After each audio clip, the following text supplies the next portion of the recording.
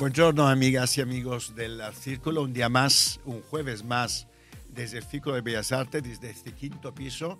No podéis ver bien como nosotros las vistas que tenemos absolutamente espectaculares al edificio Metrópolis, a la Gran Vía y a la calle Alcalá, pero aquí estamos con un día soleado en Madrid y además hoy un programa, lo digo siempre, pero hoy especialmente especial porque estaré con unos amigos maravillosos que tendrán mucho que contarnos de feminismo, de belleza, de cosmética, de medicina estética, de muchísimas cosas. Hombre, cómo no, también de política. No vamos a dejar de hablar de política.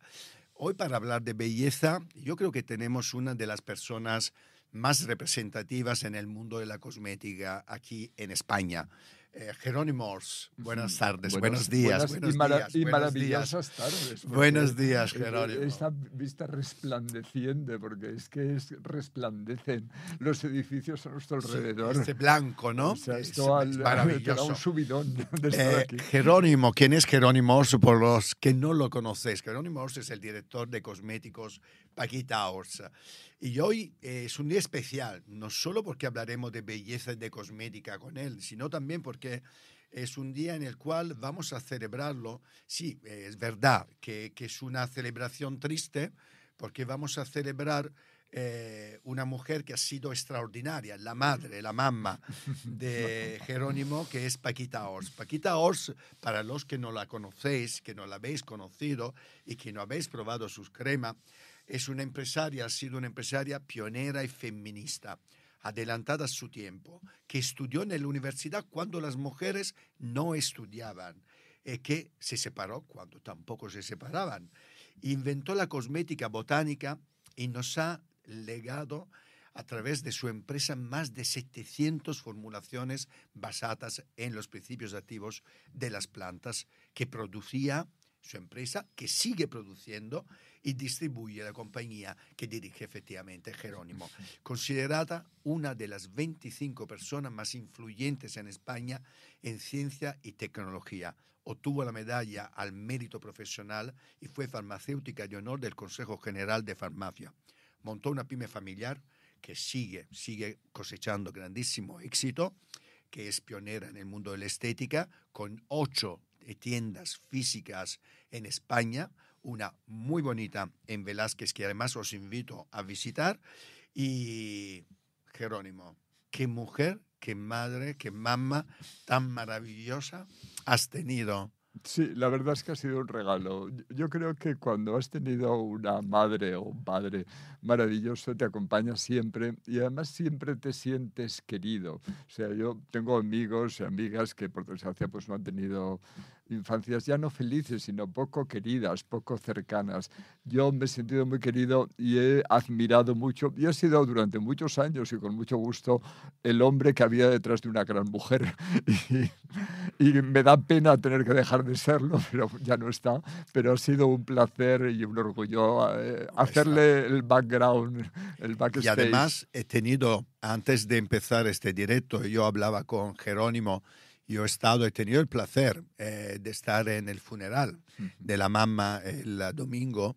Y la verdad, uno piensa siempre a los funerales como algo triste. Es verdad, cualquier funeral es triste, porque especialmente para los hijos, para los nietos, para todo el mundo que ha querido Paquita Ors, evidentemente es una despedida triste. Sin embargo, las palabras que se han leído por parte de los nietos, por parte del hijo, por parte de las personas que querían y conocían a Paquita, han sido tan maravillosas que la verdad, por lo menos yo y mi marido salimos del tanatorio con, bueno, yo diría con la serenidad de haber despedido una persona que ha sido muy importante para muchísimas mujeres, para muchísimas personas en este país, que ha sido pionera, ¿no? Y a mí me gustaría que Jerónimo nos leyera una parte de este, no sé si relato o discurso que hizo de esta despedida que hizo a su madre, porque me parece que fue maravilloso, que es maravilloso. Yo te invitaría a leerlo para nuestros oyentes y para nuestro público. Lo titulé Una vida bonita, porque así creo que ha sido la vida de mi madre. Existen muchos tipos de vidas. Las personas afortunadas hablan de una vida provechosa, con éxitos económicos o profesionales, de una vida plena, donde se combinan distintos factores familiares, laborales, de una vida interesante, donde se suceden los acontecimientos, o de una vida brillante, porque está cargada de glamour, de éxito social, de poder o de seducción. Pero lo más importante, en mi juicio, es tener una vida bonita como la que tuvo Paquita. No tiene que ser necesariamente la vida de una triunfadora, pero sí la de alguien que ha disfrutado de su existencia y que la ha hecho a su imagen y a su deseo. Está constituida por una serie de elementos, todos ellos se solapan y se complementan para hacer un cuadro amable, armónico y lleno de pequeños placeres. Por supuesto, para conseguir todos estos elementos detrás está el trabajo duro, el esfuerzo y la exigencia, pero todo eso se materializa contando además con la suerte y la benevolencia de los dioses invitados a tu vida. Uno puede conseguir que ese extraño guiso que es la vida sea delicioso y que se disfrute cada cucharadita. Habrá que cultivar las plantas que usamos para el guiso, recogerlas, procesarlas, mezclarlas en su justa proporción y cocinarlas. Pero si todo eso ocurre y contamos con los elementos, la infraestructura y la técnica, el plato va a valer la pena. La vida de Paquita ha sido en gran parte como esa receta, y este ejemplo viene porque ella era, entre otras cosas, una mamá, una gran cocinera, y disfrutaba de la gastronomía intensamente, sobre todo preparando grandes cenas para sus amigos y sus seres queridos. Una vida que empezó en la guerra civil, en medio de la dureza y la incertidumbre, siguió en las difíciles circunstancias de la posguerra. Pero esos años son también años de formación y de aprender a trabajar y a disfrutar de la vida partiendo de muy pocos elementos, de conocer lo importante que son los libros y la cultura, y más cuando no existen otras distracciones, del placer y el estímulo de la conversación, de cocinar y hacer platos maravillosos en una economía austera, de conseguir bonitos vestidos cuando era muy difícil conseguir telas ni importar nada de fuera, estando siempre elegante y atractiva. Y a partir de los años 60, ese proyecto de vida bonita empezó a cuajar y a desarrollarse. Se casó enamorada de un hombre guapo y cultivado, y nací yo, su hijo Jerónimo. Y poco a poco se fue involucrando en causas sociales, donde la lucha por la igualdad de la mujer y su liberación, y la de los homosexuales fueron dos de las más importantes. Durante unos años su marido la apartó de la vida profesional, pero al final ella puso por delante su libertad y su realización personal, aunque tuviera que renunciar a un matrimonio más o menos convencional. Volvió a ejercer su profesión de farmacéutica estando en primera línea de la sanidad, con el compromiso social y sanitario que implica. Y en el camino de la vida fue descubriendo que a cuantas más cosas te dedicas y más amplios son tus intereses, más te recompensa la existencia. El placer de decorar y diseñar espacios bonitos donde la vida fuera más dulce y más armónica. El trabajo como asesora de imagen para políticos y empresarios, comenzando en unos años en que el país todavía tenía un velo de grisura y donde los hombres vestían con monotonía y rigidez. Era todavía la época del hombre cuanto más feo, más hermoso, aplicado a todos los sectores sociales. Había que cambiar la imagen encorsetada y rígida de las personas que tenían cargos de responsabilidad o poder. Una imagen que ahora es la cercana y habitual, pero que era muy diferente hace 40 años. Y en su propia estética fue desarrollando ese gusto por la imagen cuidada y elegante, pero siempre con un toque de originalidad. Hoy Paquita ya no está, pero está y estará siempre su legado y su recuerdo. Un legado de alegría, de entusiasmo, de lucha y de superación, pero también de compasión, de ayuda hacia los demás y de esperanza. Las vidas bonitas tienen una maravillosa propiedad. Siempre dejan una semilla que vuelve a florecer. Qué bonito, qué bonitas palabras. ¿Por qué es especial la cosmética de Paquita Ors? ¿Qué os hace especiales? Yo tengo que reconoceros que esta piel tan maravillosa que tengo, Absolutamente. evidentemente, como Tan resplandeciente como el día. Resplandeciente como el día, efectivamente, como dice Jerónimo, efectivamente la cuido con las Muchas cremas de Paquita Ors que me proporciona Jerónimo. ¿Por qué son especiales estas cremas? Bueno, nosotros nos dimos cuenta en los años 80 que había muchos elementos que se podían usar para cuidar la piel y que nadie usaba, mayoritariamente plantas. Era una época en que se creía que la cosmética era una cuestión de marketing, de vanidad, de niñas maravillosas que se ponían cosas que no necesitaban, y nos dimos cuenta que la gente tenía problemas de piel, algo que ya había tratado mi madre antes, y que existían cantidad de plantas, y la cuenca mediterránea, desde Italia, Grecia, España, Portugal, es un vivero y una despensa fantástica de elementos botánicos y que esas plantas podían servir para mejorar la salud y la existencia y la vida del haber, porque además hoy en día en que todos vamos a vivir mucho, pues verte envejecer te entristece y te deprime. Y si ves que estás Y guapo y quien bien... dice lo contrario, miente. A nadie le gusta envejecer. Vamos a ser Y honestos. lo que vimos es que las grandes multinacionales preferían que aunque algo no fuera muy bueno, no fuera muy malo, porque nunca sabían qué crema les iban a recomendar. Y nosotros pensamos, esto lo vamos a hacer como en la farmacia de donde partimos. La gente no elegirá las cremas, nosotros analizaremos su piel, analizaremos su circunstancia, porque tú eres tú y tu circunstancia. Si tu circunstancia cambia, cambia tu piel. Entonces, y partiendo de ese análisis, de esos datos, pues le recomendaremos las plantas y las cremas que les van a ir mejor en ese momento Claro que sí. y que pueden cambiar. Y ese ha sido siempre nuestro éxito, siempre buscar la cercanía, en cierta moda, en cierta forma, el apoyo a la persona, el compromiso de buscar y siempre intentando hacerlo barato y asequible, porque igual que los medicamentos tienen que ser asequibles a todo el mundo Claro y que es sí. una cosa social muy importante, la belleza también tiene que ser asequible a todo el mundo, o sea, todo el mundo tiene derecho a envejecer Sí, mejor, a señor. estar más guapo, a sentirse ¿Y qué mejor. es la belleza, Jerónimo? Para ti, que tú además eres un intelectual, lo podemos decir Pues, sin ninguna pedantería, lo eres, una persona muy culta, que además estudia historia, decir, estar contigo, comer contigo, tomar un café, siempre es una experiencia maravillosa. Además, luego nos sacas los defectos de la piel y nos das nuestras curas, así que siempre fantástico. Pero, ¿para ti qué es la belleza? bueno, la belleza, yo he leído mucho sobre la belleza y he pensado mucho sobre ella. La belleza es como un rapto. Cuando ves a un hombre o a una mujer muy guapo, de pronto se te para la respiración. Estás en contacto con la divinidad. O sea, yo no soy una persona religiosa, aunque sí que creo un poco en los dioses en general del Olimpo. Y cuando estás ante alguien muy atractivo, de pronto te sientes trascendente, o sea, algo del más allá, algo del espíritu, algo de la mística, se te ha acercado a ti y te das cuenta de que por encima de la mediocridad, de la vulgaridad, hay algo maravilloso. Eso es la belleza. Qué bonito, qué bonito. Y dime una cosa, tú tienes, me parece que tenéis 8 tiendas Ujú. con estos productos maravillosos, pero ¿cómo competís con la industria de la cosmética que está hecho, como tú decías, de marketing, de publicidad, de anuncios carísimos, de grandes campañas de marketing? ¿Cómo habéis conseguido recortaros vuestro papel dentro de una industria que muy fácil no tiene que ser en absoluto? Bueno, nuestra competencia consiste en que no competimos. Muy bien.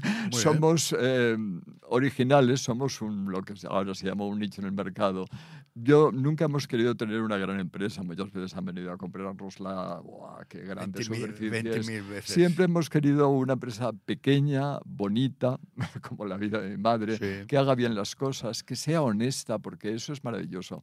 Yo me preguntan, yo tengo 65 años, ¿piensas jubilarte? Y yo les digo, pues no, porque mi relación con la empresa que fundamos mi madre y yo es una historia de amor. Y igual que cuando estás con alguien que quieres, pues quieres volverla a ver y quieres hacer planes y quieres seguir disfrutando, pues cuando tienes una empresa que te gusta, que tú has creado y que está llena de posibilidades todavía, pues, Qué pues quieres bonito. seguir volver a estar con ella. Y esta historia de amor que tiene posibilidad, ¿cuáles son las siguientes etapas?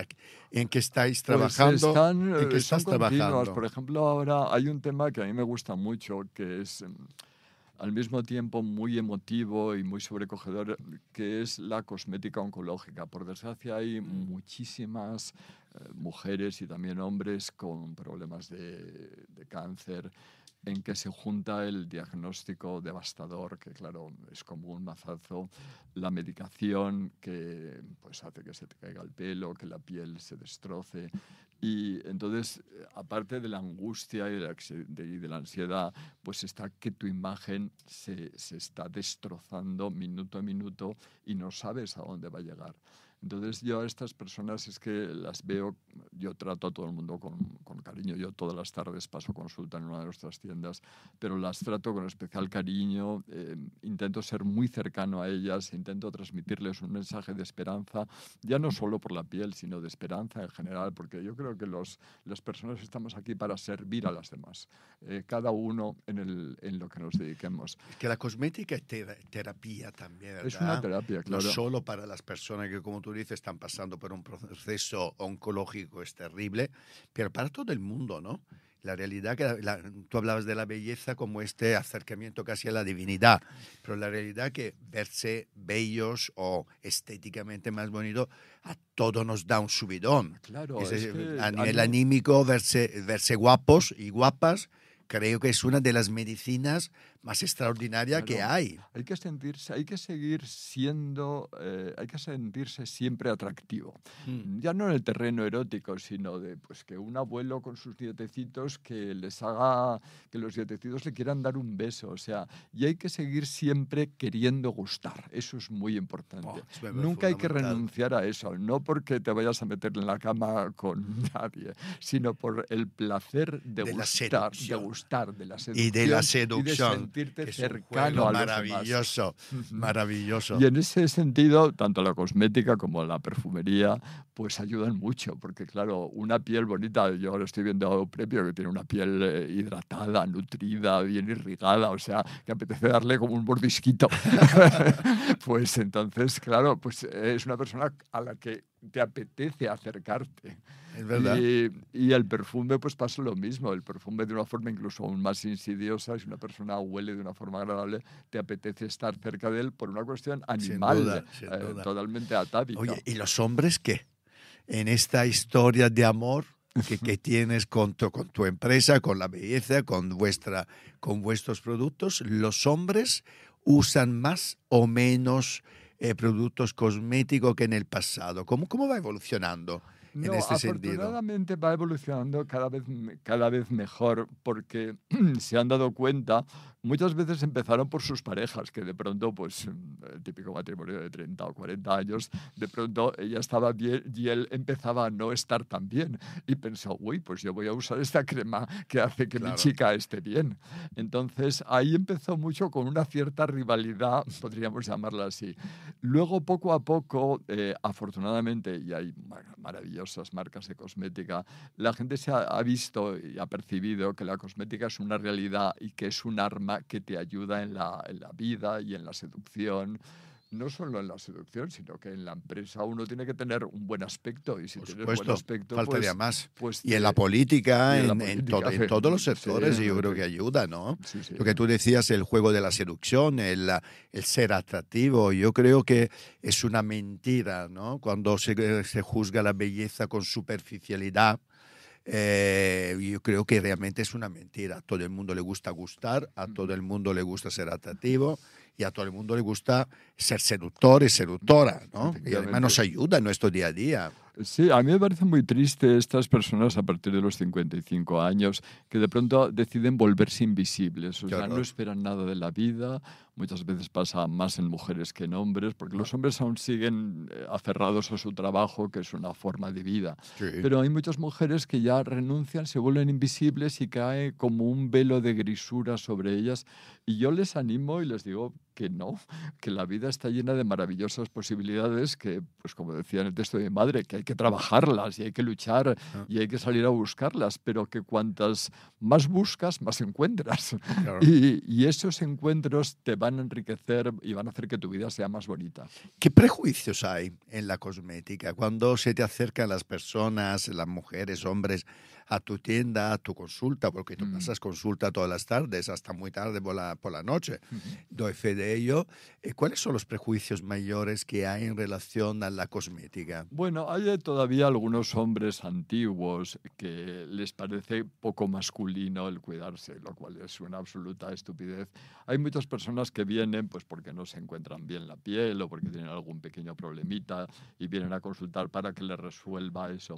Y cuando ven que al estar la piel más sana, porque en realidad la gente viene a que yo le ponga más guapo o más guapa, pero yo lo que hago es ponerle más sano o más sana. O sea, la piel más sana, como la de Euprepia ahora, que irradia salud y energía, pues es una piel más bonita y que envejece muchísimo mejor o que prácticamente no envejece. Claro que sí. Entonces, hay que explicarles que esos lugares, o sea, yo he conocido cuando un hombre tenía, mi padre iba siempre vestido de gris y como mucho llevaba camisa blanca o camisa azul, llevar una camisa rosa era inaudito, como en la Italia del Sur probablemente. Claro, sí, sí. Hasta ponerse desodorante era una cosa poco masculina, Total. porque había que oler un poco a macho cabrío. Total. Y esos son conceptos, Bueno, eso afortunadamente. Eso ha cambiado.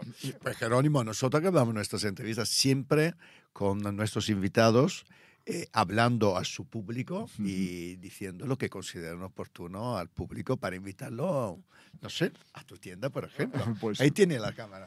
Pues Es un minuto de oro para ti. quiero transmitir a todo el mundo que la vida es maravillosa, es un juego de seducción en el cual afortunadamente vivimos en un país estupendo, lleno de posibilidades y que todos esos pequeños tesoritos que están ahí medio escondidos, que los tenemos que arrancar y los tenemos que hacer nuestros.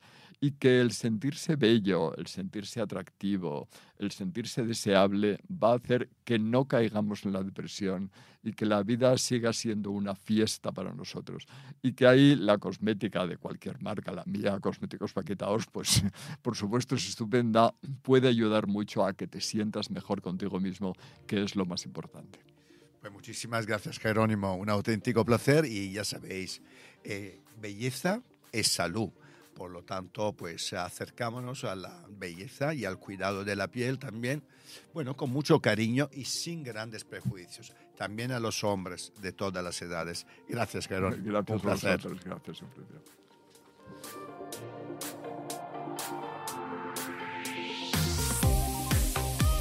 Historia tan emocionante, amigos, la historia de Paquita Ors y ahora con el legado que está llevando adelante su hijo Jerónimo en este proyecto de cosmética natural, exitosa, artesanal.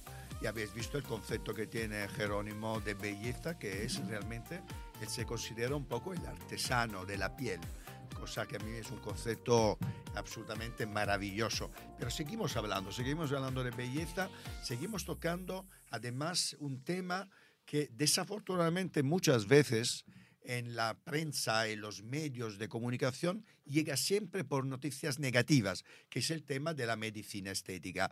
Hoy he invitado un gran amigo para empezar, un gran directivo, el consejero delegado, el director general de Teoxane en España y Portugal, David Fernández. Hola, buenas tardes, Euprepio. ¿Cómo estás? Encantado de estar aquí contigo. Gracias por la invitación. Jerónimo, resplandeciente, con la piel resplandeciente. Siempre.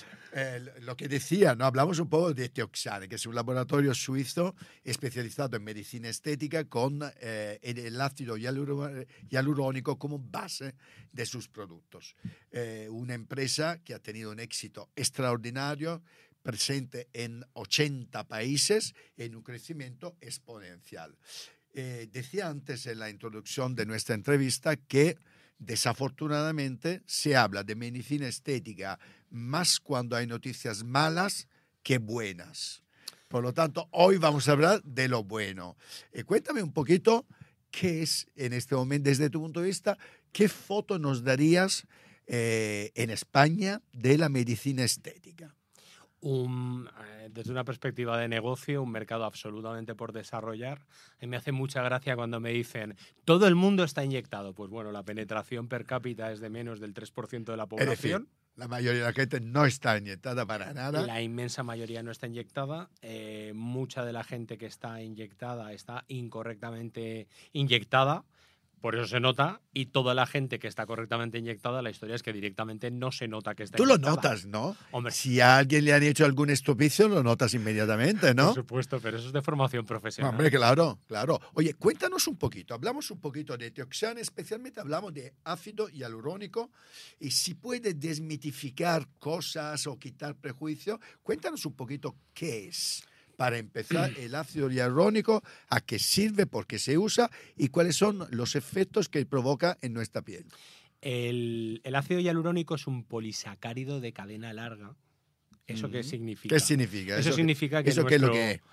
nuestro organismo de manera natural lo produce Sí, y como fruto del envejecimiento gradualmente deja de producirlo. vale. El ácido hialurónico está de manera natural presente en la piel, en las articulaciones, en el cerebro, en los ojos. Con el proceso de envejecimiento el organismo deja de producirlo y eso lleva pues, bueno, desde sequedad vaginal hasta sequedad en los ojos, que han falta lágrimas artificiales, hasta todo el proceso de arrugas. El ácido hialurónico inicialmente se empezó a utilizar en los años 80, en los años 90, de manera más práctica, en la práctica clínica, para cirugía de cataratas, pero no, era de origen animal y eso llevaba a efectos adversos, reacciones adversas hipoalergénicas. Se consiguió sintetizar en la década de los 90 por producción bacteriana y eso llevó a un uso mayor y al uso en estética. ¿Cuál es la historia de la evolución que ha tenido el ácido hialurónico que es realmente impresionante? Pues desde una medicina reparativa que se iba para intentar, veníamos de una época de las siliconas con esos labios sobreproyectados, a inyectar una sustancia que es el ácido hialurónico, que como decía está presente de manera natural en el organismo, que además se reabsorbe, porque se habla mucho de que si no se reabsorbe, bueno, toda la bibliografía científica lo que justifica es que el ácido hialurónico en nuestro organismo produce otra molécula que se llama hialuronidasa, que es el antídoto del ácido hialurónico, donde en un proceso donde creación y destrucción muy poético y wagneriano al mismo tiempo, donde que se va produciendo, se va destruyendo y en ese proceso, pues bueno, cada vez se produce más ácido hialurónico, menos ácido hialurónico, más hialuronidasa y se envejece.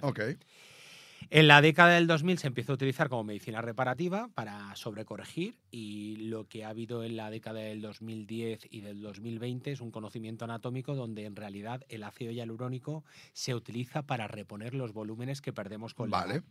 Nuestros labios, de forma natural. De forma es decir, que la idea que desafortunadamente, probablemente muchas veces por acudir a la persona equivocada, lo que hacemos es prácticamente intentar mantener el nivel de ácido hialurónico de forma constante, para que no se vaya perdiendo, ¿no? Se utiliza de tres maneras, yo te diría yo. Uno es reparación, es decir, si yo no tengo suficiente mentón o si mis labios son muy finos y no me gustan, corregirlos. La segunda es el proceso de envejecimiento. En el proceso de envejecimiento se produce una reabsorción ósea, es decir, las cuencas oculares aumentan, con lo cual se marca el pliegue y se marcan las ojeras, todo el mundo empezamos a notar las ojeras, nuestros labios, nuestra mandíbula se empieza a retraer, con lo cual los labios empiezan a desaparecer y esto lleva, pues bueno, que el ácido hialurónico repongan esos volúmenes que se han perdido con la edad.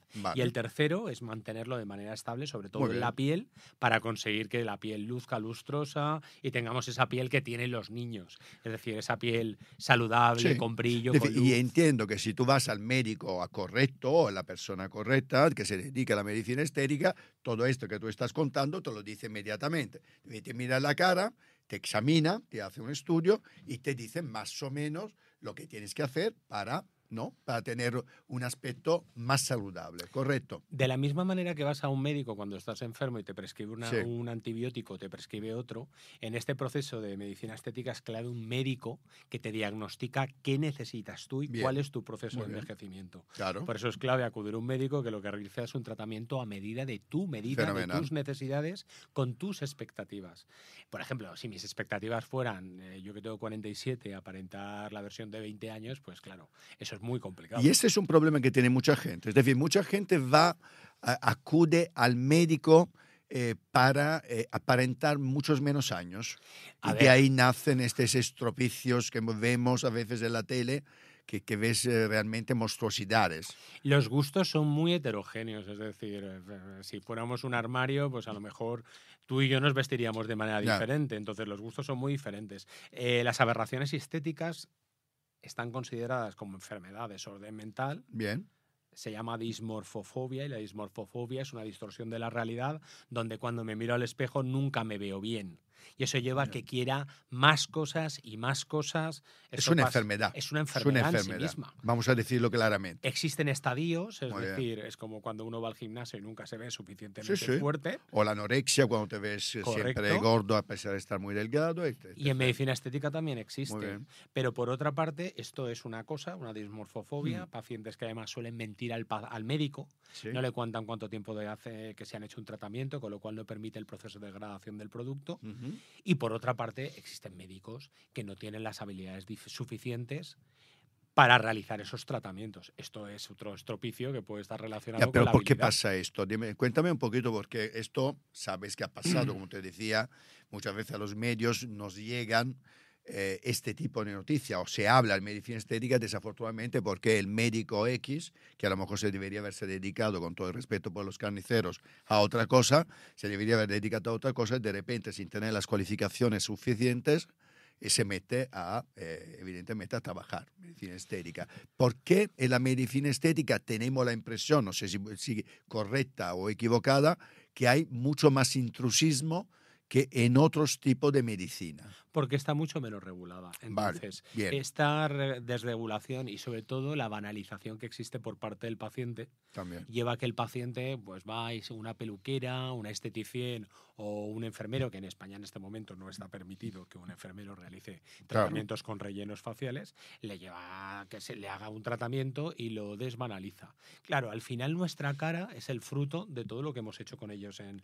la vida. Es como Por la supuesto. reputación. Por Todo lo que has supuesto. hecho en tu vida es la reputación que terminas teniendo. Pues nuestra cara es exactamente igual. Entonces, de esta manera, el intrusismo es exagerado dentro de este sector. Dentro de ello, además, hemos de añadir que los médicos, medicina estética no es una especialidad vía MIR, como puede ser traumatología, Cosa cirugía me parece un plástica. error brutal, Y esto lleva a que muchos médicos aprenden como pueden. porque o pueden ganar más dinero que en otras especialidades. muchas veces sí, y otras veces, pues bueno, en ese proceso de aprendizaje al final terminan inyectando Ya. y aprendiendo del error. Claro, y el error es que se ve en la calle, donde vemos una serie, sobre todo en labios, ¿no? Yo creo que en labios es una de Sí, las áreas sí. donde se ven Hombre, por labios y supuesto. pómulos, donde Sin se ven duda. más desastres y diferencias entre Incluso en gente conocida que de repente dice esta persona, si no tiene problema de dinero, ¿por qué se hace eso, no? Que es un poco alucinante. Y luego los tabúes, en último lugar añadiría los tabúes mentales. La gente piensa, estamos en una cultura judeo-masónica donde hay que, o sea, no, lo típico, que salen, que se acaban de inyectar, como tú decías, yo tengo ojo profesional y te dicen, no, es que descanso bien por las noches, hago ejercicio o utilizo cosméticos. No, perdón. Ya.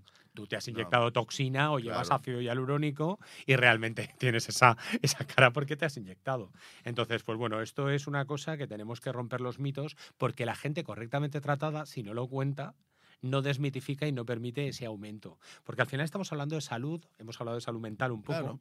pero también salud de sentirte bien. En Japón me contaban el otro día que un directivo que está obeso está mal considerado porque como directivo muestra que no tiene autocontrol. Hmm. Yo recuerdo una persona que me habló del don de gentes y de lo importante que es tener un buen aspecto físico como líder o la importancia que tiene la tarjeta de presentación que es Sin nuestro duda. aspecto, Claro que nuestro sí. aspecto, nuestra cara, el mirarnos al espejo, Y sentirnos decir bien, que eso no cuenta para tener éxito es una estupidez monumental y una mentira, claro. la confianza. Lo que pasa es que parece banal también hablar de ello y parece superficial, pero lo cierto es que los seres humanos estamos viviendo una época de hiper mega digitalización. Por supuesto. Y el aspecto físico siempre ha sido importante. Correcto. Eso es así. Eso es así. Y dime una cosa, los hombres, por lo que sé, por lo que tú me has contado muchas veces, a pesar de lo que ha hecho el marketing, de los esfuerzos de publicidad, de comunicación que hay, sigue siendo una parte pequeñísima de vuestro público, de vuestros clientes, ¿no? Sí, es tremendo. Realmente yo creo que los hombres ganamos por goleada en tabúes y en prejuicios a las mujeres. Entonces, nosotros, Teoxan llevó a cabo el año pasado una investigación de mercado con Nielsen, con una empresa de investigación de mercado con 5.000 hombres, y la Sí. verdad es que los resultados son bastante sorprendentes. Como, bueno, en realidad, casi todos los hombres, 2 de cada 3 nos gustaría realizarnos un tratamiento de medicina estética. Pero, Pero, uno, tenemos prejuicios a que nuestra orientación sexual se ponga en duda si somos heterosexuales. ya, 2, Existen también una serie de prejuicios de qué van a pensar de mí o cómo me van a criticar por ello. Y en tercer lugar, realmente no sabemos cómo realizarlo. Es decir, estamos como a 10, 15 años por detrás de las mujeres en este aspecto. Con lo cual, realmente estamos hablando del sector de mercado que más crece, pero que más ayuda necesita realmente para crecer. O sea, lo digo, los hombres necesitamos ayuda en términos de belleza. Tradicionalmente, un hombre heterosexual empieza robándole las cremas a su mujer, luego termina acompañando a la mujer al médico estético. Por otra parte, el hombre gay lo tiene muchísimo más claro. Normalmente se rige por redes sociales, donde lo que ve es a un médico, sus resultados de antes y después, y en función de eso toma la decisión dónde va. Es decir, diferencias sustanciales de los hombres. Por ejemplo, los hombres somos más fieles que las mujeres en términos de medicina estética, pero cuando vamos al médico lo queremos y lo queremos todo. Muy y lo bien. queremos ya. Muy bien. Mucho más impaciente con los resultados. Sí, que la mujer. Muy bien. Oye, ¿qué hacéis vosotros para comunicar todo lo que me estás contando a mí? Porque yo tengo la impresión, como te decía, que se comunica más cuando hay un conflicto o una crisis, que no de forma bastante natural y bastante, yo diría, constante, ¿no? ¿Qué actividades, qué marketing estáis haciendo para que realmente se conozca más la medicina estética a un público mucho más amplio de lo que hay ahora? Porque otros los prejuicios que sois carísimos. Es un prejuicio. Bueno, que cuesta demasiado. Esto es una discusión que puede ser larga y tendida de que cuánto vale esto. No sé cuánto vale un iPhone. Cuánto se paga, esto es la misma discusión, pero si vamos a qué hacemos nosotros, yo te diría que hacemos dos actuaciones muy importantes. Una respecto a los médicos que utilizan los productos con programas formativos específicos, que al año pasado asistieron unos 3.500 doctores en España. Es decir, formación. Muchísima formación. Si existe cualquier tipo de complicación en un tratamiento, apoyo. Tenemos 3 médicos en plantilla que apoyan a los médicos en esas circunstancias, porque los efectos adversos con ácido hialurónico son bajísimos, pero a veces ocurren. Entonces yo te diría que esto es un nivel muy importante, y cuando digo formación me refiero a hacer un correcto diagnóstico, que cuando veas una cara sepas realmente qué tipo de tratamientos necesita el paciente, saberlos aplicar, saber elegir los productos correctos. Y por otra parte hacemos una labor de cara al consumidor muy importante, que es con todas las periodistas de belleza, aparte de ruedas de prensa, una labor de apoyo, porque hemos creado, por ejemplo, una base de datos de imágenes para medios, para que puedan utilizarlos, formación, respuesta, dudas, resolver todas las dudas de las periodistas de belleza. Una función constante yo diría que de comunicación y desmitificación de lo que realmente es la medicina estética. Al final la medicina estética es una medicina estética del envejecimiento. Es decir, que nos tiene que acompañar, y que frente a intentar y acudir al médico cuando tienes 40, cuando tienes 50 y quieres recuperarte, es empezar pronto para prevenir precisamente ese proceso de envejecimiento. ¿Pronto cuándo? Porque otra crítica que se hace, que muchas veces ves especialmente en las redes sociales, a niñas prácticamente o adolescentes que ya están utilizando la medicina estética con 18 o 20 años. ¿Esto es lógico? A ver, normalmente se recurre a la medicina estética cuando hay un factor corrector que yo creo reparador, que traumatiza a una persona. Entonces yo no lo puedo criticar porque lo voy a criticar. Si tienes un problema o algo que te genera un problema a nivel psicológico, ¿por qué no lo vas a resolver? Una nariz que no te gusta, unos o labios, un mentón, o lo que sea. etcétera. Es decir, que no lo ves mal. Yo no lo veo que mal. Se pueda con 18 años uno plantearse cambiarse algo que no le gusta. Correcto, y sobre todo que si te hace sentirte muchísimo más feliz y más seguro de ti mismo.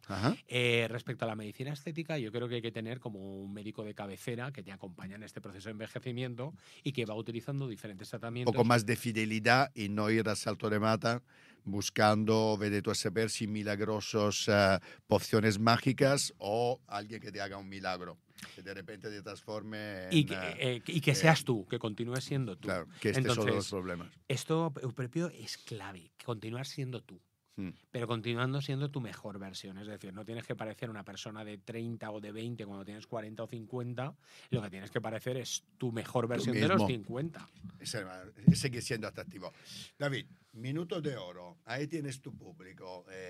Lanza el mensaje a todos los que a lo mejor saben poco de medicina estética aquí, con nuestra cámara y nuestro programa. Yo te diría respecto a la medicina estética que si te estás planteando realizar un tratamiento, que sepas elegir bien al clínico que te lo va a realizar. No hagas experimentos. La medicina estética es algo que te va a acompañar. O sea, los tratamientos que te hagas o cómo te trates la piel, en caso de que sea un tratamiento no probado, no suficientemente testado, mejor que otra persona experimente con su cara que tú con la tuya. Acude a un médico de confianza, déjate asesorar, confía, haz seguimiento de tus tratamientos. No, o sea, de vez en cuando mira fotos tuyas de hace un año, de hace 2 años, para ver cómo estabas y cómo estás ahora, porque te hará sentirte mucho más feliz. Y recuerda que cuando estés en el ascensor, la medicina estética te va a permitir mirar al espejo y sonreír para sentirte muchísimo más seguro de ti mismo. Me encanta. Es que la cura del espejo siempre funciona. Sí. Pues muchas gracias, David. Un auténtico placer. Muchas gracias a vosotros por la invitación. Es un placer estar aquí.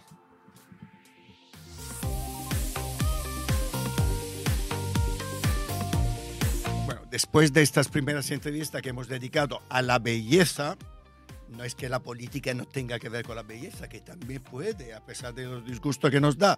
Pues nos metemos de lleno en la política. Nos metemos de lleno en la política con un político que conozco bastante bien, pero a lo mejor vosotros algunas cosas que no conocéis. Y por lo tanto, hoy vamos a intentar que conozcáis un poquito mejor a Elías Bendodo. ¿Qué tal estás? Me ha costado tenerte aquí en el círculo, Elías. Bueno, la agenda sabes que es intensa. Tremenda. Pero tenía Tremenda. muchísimas ganas de estar aquí. Pues vamos a empezar. Estar contigo. Además, malagueño, de raíces marroquíes. Mis padres nacieron allí. Efectivamente, que de esto tendrás que contarnos un poquito, seguro, porque algo queda, ¿no?, de estas raíces.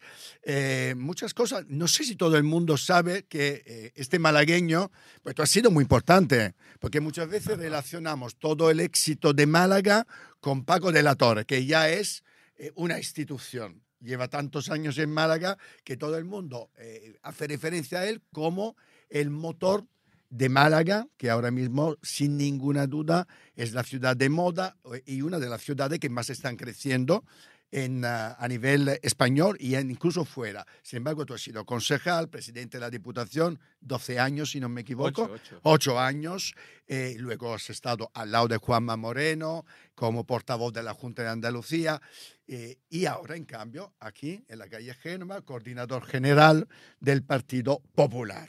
Cuéntame un poquito, ¿qué quiere decir para ti ser malagueño? Pues ser malagueño para mí es todo. Porque al final los que somos del sur o del Mediterráneo no podemos vivir sin el mar. Yo no puedo vivir me sin incluyo, el mar. me incluyo, lo echamos de menos. Yo tengo que volver siempre a Málaga y bañarme en el mar, que me baño todo el año, incluido enero y el invierno. Ajá. A ver, al final todos estamos en la vida y la mayoría de nosotros no hemos elegido el destino. No hemos elegido el destino. Yo estaba en mi despacho de abogados con mi padre, me dedicaba, soy abogado, también trabajaba para distintas compañías de seguro durante 7 años, pero yo estaba afiliado al PP. Yo era simpatizante del PP, me afilié en el año 96.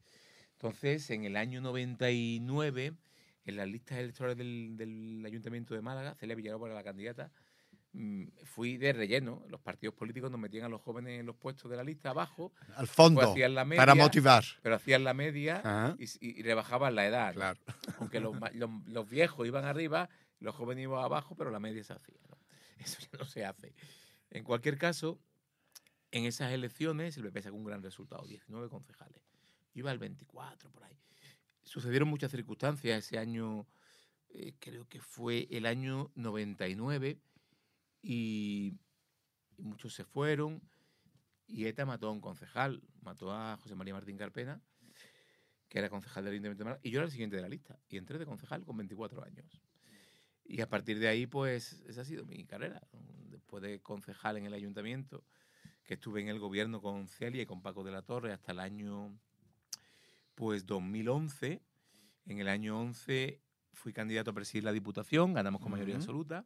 Fui 8 años presidente de la Diputación, donde hicimos muchas cosas para la provincia, el Caminito del Rey, la marca Sí, sí, Sabor a Málaga. Que ha está, sido la que época. esto está aquí. Claro, la marca efectivamente, Sabor a ahí Málaga, estará, efectivamente. la Senda Litoral, Efectivamente, que muchísimas además, como malagueño. sabes, el dueño, el consejero delegado de la empresa que hace estos envases es de Málaga, cosas. Sí, sí. Curro Rodríguez. Y a partir de ahí, pues después, al final a mí me gustan los retos, Euprepio. No tumbarme en la hamaca, los retos. Cuando ya has conseguido un reto, intentas hacer una buena gestión y al siguiente reto. Y cuando ya creo que habíamos hecho algo de gestión en la Diputación, surgió un reto, que era desalojar al PSOE en Andalucía después de 37 años, con Juanma Moreno. Yo fui con Juanma. Empezamos la campaña y lo conseguimos. Estuve 4 años de consejero de presidencia con él y de portavoz del gobierno. Se hicieron muchas cosas. Hice la campaña después también, sacamos mayoría absoluta. Y ya me vine a trabajar con Feijóo a otro reto. Igual que quitamos al socialismo de Andalucía, pues ahora se trataba de quitar a Sánchez de la Moncloa, y en eso estamos. Vamos a volver un poco atrás, ¿no? Tú has hablado de esta etapa al lado de Juanma en la primera campaña del 19, si no me equivoco, en el cual en diciembre se consigue... Diciembre del 18. Era 18. En el diciembre del 18 se consigue desalojar el PSOE y luego mayoría absoluta. Desde tu punto de vista, y luego miramos un poco a la actualidad, ¿qué se hizo realmente bien en estas dos campañas, en este periodo, para que hoy en Andalucía el Partido Popular gobierne con mayoría absoluta, súper consolidada, y además no es solo una cuestión de números? Si tú vas a Andalucía, y lo digo por experiencia, porque como sabes, yo trabajo mucho en Andalucía, te das cuenta que han cambiado muchas cosas. ¿Qué se ha hecho bien para conseguir un resultado que en el 18, me consta, y lo viví, eso parecía imposible? Es decir, en ese periodo de preparación, de pre-campaña y campaña, parecía casi imposible el reto de llegar al poder. ¿Qué se hizo bien desde tu punto de vista? Nos hacen muchas preguntas en este sentido y nos dicen, ¿qué ha hecho Juanma Moreno en Andalucía para que haya cambiado tanto? Yo lo resumo siempre en una frase.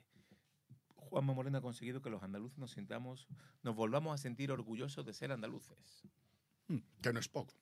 Antes estábamos en el vagón de cola de todo, en los datos de desempleo, en fracaso escolar, en creación de... No liderábamos nada en España, éramos los últimos en muchos parámetros con el PSOE.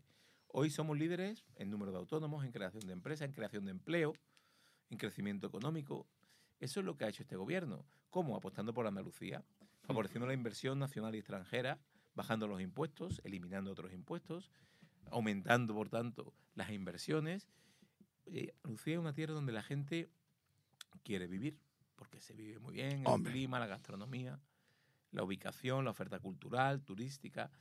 Y Andalucía se ha convertido en una tierra donde la gente quiere vivir, quiere visitar y también quiere invertir.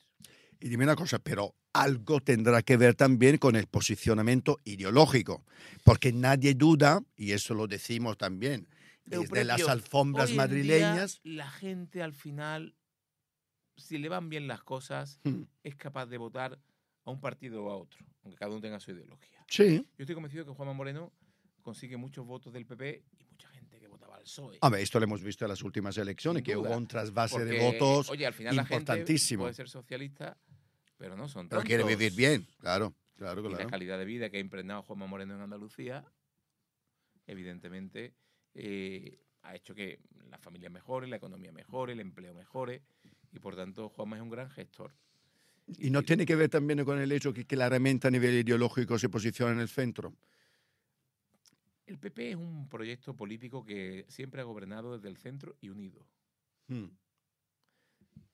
Vamos a pensarlo así. Tanto Aznar como Rajoy gobernaron desde un proyecto de centro unido. Y esa es la realidad. El PP tiene que tener siempre un pie en el centro. Y con el otro pie... ¿Y los dos no? No, uno. A ver. Un pie en el centro. Y con el otro pie puedes pivotar. Y moverlo a derecha y a izquierda. ¿Y ahora cómo lo estáis haciendo? A ver. Si es posible con un poco... No, aquí. Bueno, ahora nos hemos movido ya a España. El proyecto de Feijóo es un proyecto transversal y es capaz de captar voto de derecha, porque tiene un proyecto claramente de proyecto de partido de centro-derecha, y en el centro también estoy muy convencido. Y está pasando mucho aquí como lo que vivimos en Andalucía. Hay muchos votantes socialistas de izquierda desencantados con el proyecto que le presentó Chávez o Susana Díaz entonces, o Oriñán, y ahora con Pedro Sánchez. El Partido Socialista no existe ya aquí, es un proyecto personal de Pedro Sánchez. Y quien representa ahora mismo la moderación y el progresismo, digamos, por decirlo así, ahora mismo en nuestro país, es el proyecto del Partido Popular, sin ninguna duda. Pues, sin embargo, las últimas elecciones fue un poco un batacazo. Es verdad que el Partido Popular fue el partido más votado, con mucha diferencia en comparación al PSOE, pero no se consiguió gobernar. Cuando todas las previsiones, como saben, y todas las encuestas daban en cambio casi una victoria fácil y una gobernabilidad fácil por el PP, ¿no? ¿Qué se hizo mal? Desde el punto de vista, ¿se ha hecho realmente autocrítica de lo que pasó en esas elecciones? No sé si se han digerido, porque a veces me da la impresión, te lo digo de opinión personal, a veces me da la impresión, y luego hablamos un poquito de lo que está pasando ahora, ¿no? De los problemas que hay ahora. Me da la impresión que en esa etapa de frustración todavía no se ha hecho suficiente autocrítica de lo que pasó. Analizamos los errores, lo hemos reconocido, pero oye, en la historia democrática de nuestro país, el partido que ha ganado las elecciones siempre ha gobernado. Es la primera vez en democracia que el partido que gana las elecciones generales no gobierna.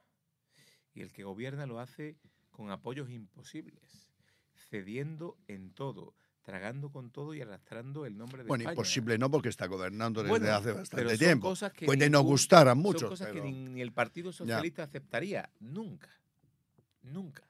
Felipe González acaba de decir que el fiscal general del Estado estaba al servicio del gobierno en la época de Franco. Y ahora, con Sánchez. Esto no puede ser. Esto no puede ser. Sánchez ha arrastrado hasta el extremo a las instituciones democráticas con el único fin de mantenerse él y defenderse él. Su partido, su gobierno y su familia, que están rodeadas por la corrupción. Para salvar todo eso hay que arrastrar a todos los españoles. Hombre, no. Habiendo perdido las elecciones, no. Pero bueno, los españoles pondrán a Sánchez en su sitio en su momento. Nosotros tenemos que seguir trabajando, ofreciendo un proyecto alternativo y criticando al mismo tiempo lo que hace el gobierno. Ese es el tándem. ¿En qué orden? Porque a veces me da la impresión... 50-50. Porque son tantos los escándalos. Sí, lo que pasa que, te voy a decir una cosa, te lo digo como ciudadano.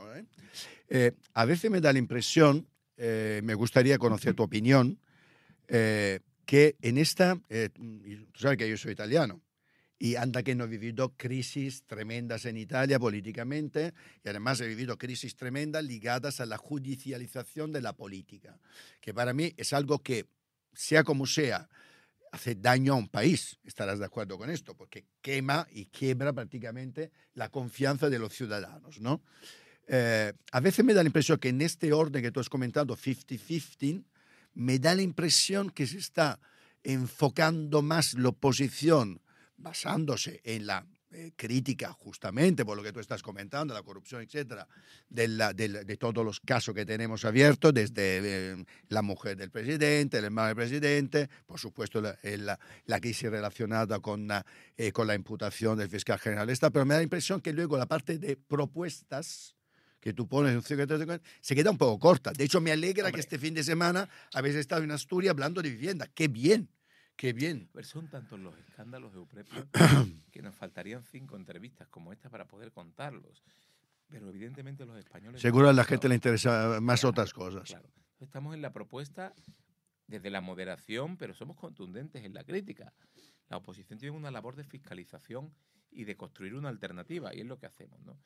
Dedicamos tiempo a la crítica porque es necesario que la gente sepa las barbaridades que está cometiendo este gobierno. Pero al mismo tiempo estamos planteando una alternativa. Hemos hablado de vivienda.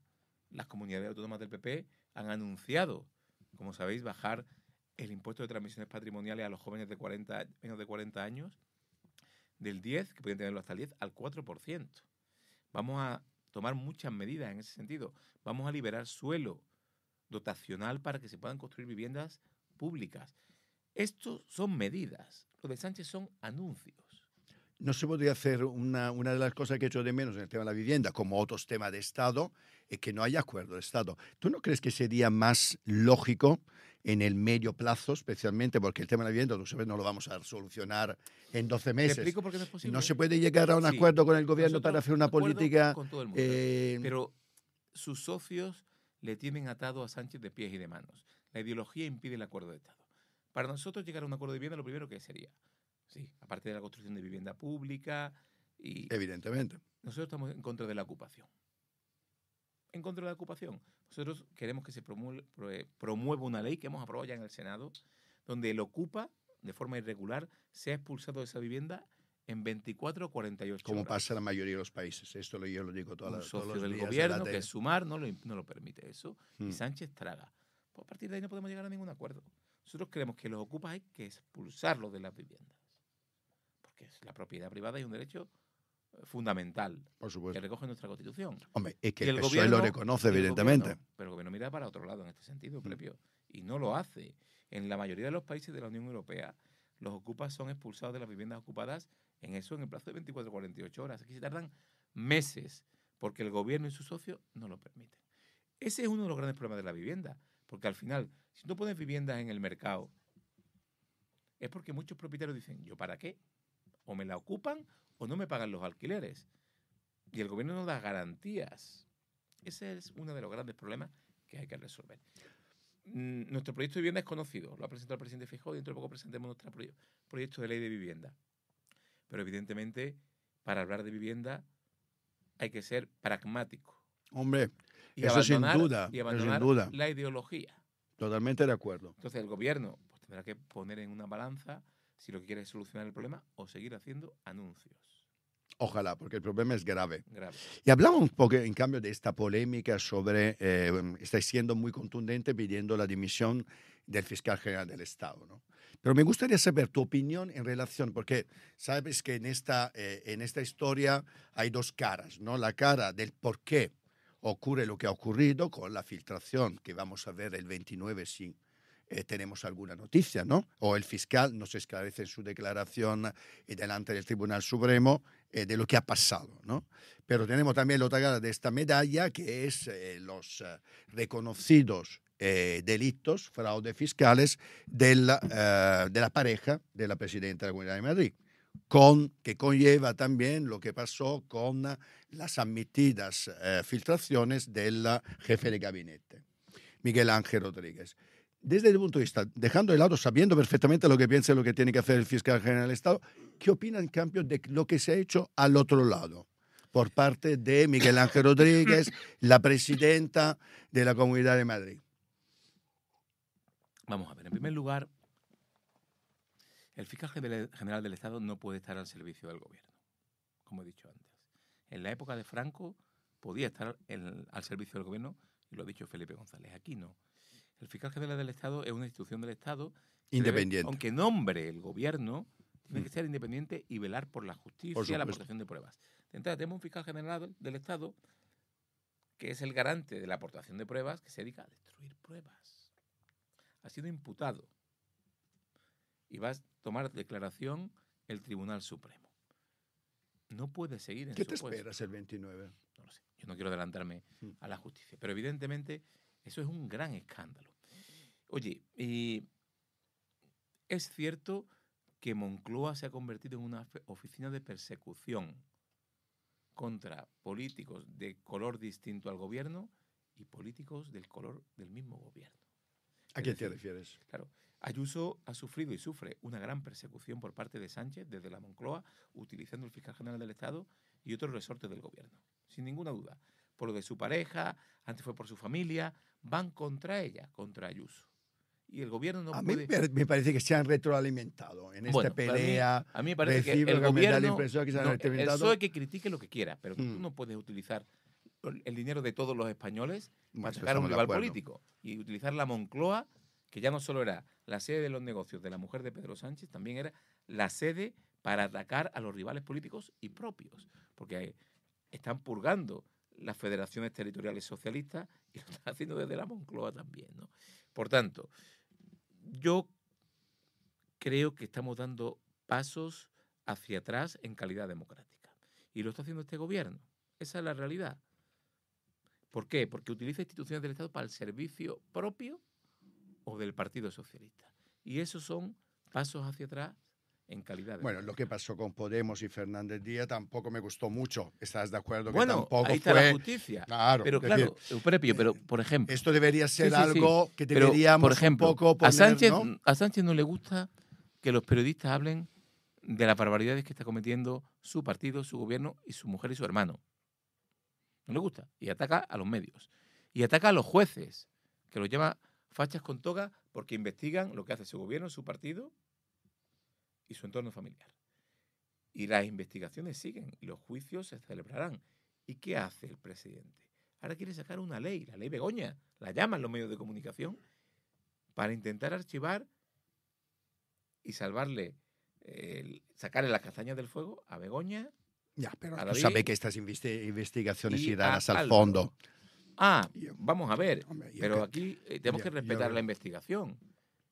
Oye, lo que ha hecho la mujer del presidente no tiene recibo. Todos hemos visto el vídeo del hermano del presidente del gobierno. ¿Qué español consigue en 15 minutos hoy un trabajo por Google? Eso dice el hermano del presidente que lo consiguió en la Diputación de Badajoz.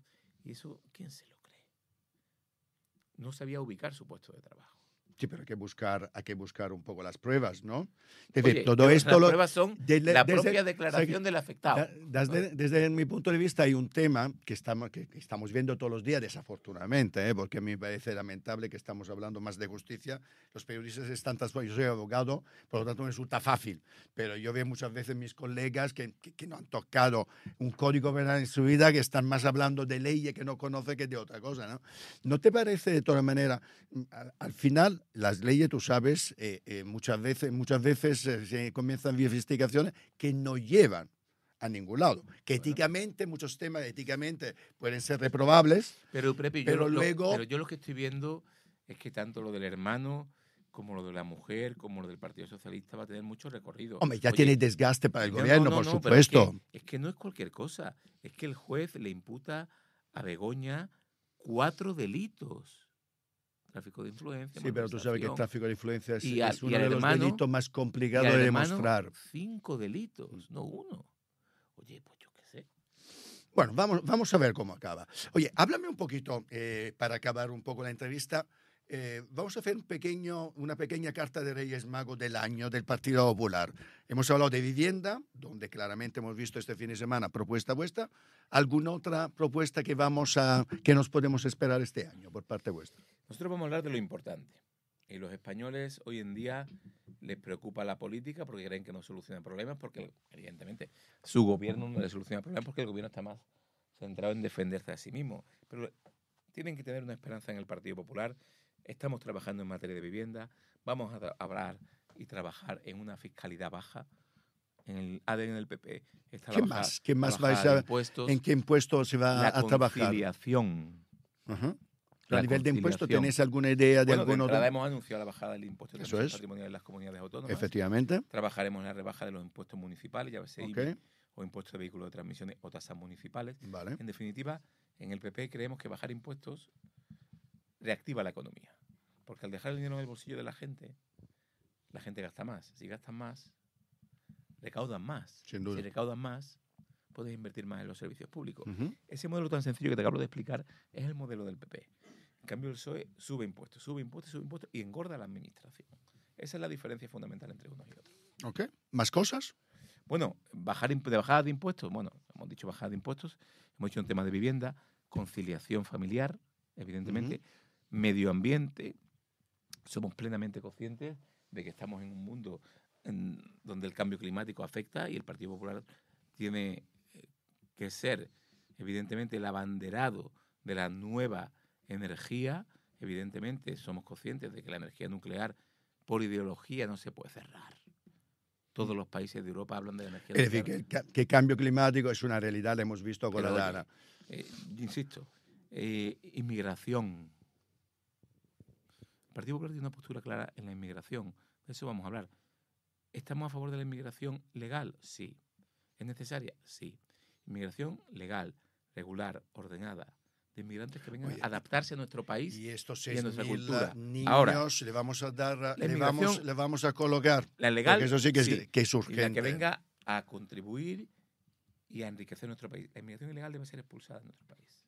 Los ilegales y los que cometen delitos no pueden estar dentro de nuestro país. Esa es la realidad. Ahora, los 6.000 niños es un tema del gobierno. El gobierno lo que no puede hacer es cada vez que tiene un problema grave es culpar a una comunidad autónoma. Llámese la inmigración en Canarias o llámese la Dana de Valencia. El gobierno Pero no estará asume. de acuerdo que no es un tema muy complicado de solucionar si se quiere. Estamos hablando, pues que las comunidades, la mayoría las dirigís vosotros. Pero no es cuestión de Elías. comunidades autónomas. Es que el gobierno es el responsable de la política migratoria de este país. Sí, pero Y ¿quién lo fácil es recibe? decir que lo hagan Claro. las comunidades autónomas. No, hombre, no, lo fácil no, comunidades pero autónomas- tiene que haber un acuerdo. ¿Estás de acuerdo? ¿no? Nosotros Con hemos eso. firmado un Claro. acuerdo, el PP, presidente Feijóo, con el gobierno de Canarias, donde asumimos hasta el nivel de saturación máxima de los centros en las comunidades No, autónomas ya. del PP.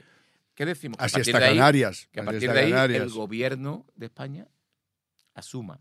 No quiere saber nada. El gobierno de España no ayuda a la situación de la inmigración en Canarias porque no gobierna. Allí, Es decir, por intereses partidistas. una vergüenza. Oye, no puedo no preguntarte si has sido de los que han aplaudido a Mazón este fin de semana en Asturias. Claro. ¿Te parece que hay que aplaudir a Mazón? Sí, la política... A ver, sinceramente. La No te política- voy a preguntar si se va a presentar o no, o si va a ser el candidato en las próximas elecciones autonómicas. La política es Que un sé que reflejo depende de encuestas, etc. de la sociedad, y los políticos somos un reflejo de la sociedad. A ver, Carlos Mazón Pero se han hecho errores, ha reco- Elías. y los A ver. ha reconocido. Sí, pero todavía no nos has dicho qué hacía ese Lo ha día. ¿Qué reconocido. hizo ese día? Claro que lo ha explicado, Hombre, no. comiendo con una periodista para un tema de la televisión. Bueno. Quien no ha le reconocido he los explicado en errores... 5 versiones Prepio. diferentes. Claro, Prepio, no compremos la historia fácil. No la compro. Es que he No compramos la escuchado historia muchas fácil. historias. Claro, el único que ha estado dando la cara, asumiendo responsabilidad y reconociendo errores ha sido Mazón. Ha cambiado su gobierno. Hombre, falta solo que no lo cambie, Elías. ¿Y qué ha hecho el Hombre. Partido Socialista, que era el responsable de no decretar la emergencia nacional? Hombre, no era responsable 100%. directo. No era responsable Prepio. directo.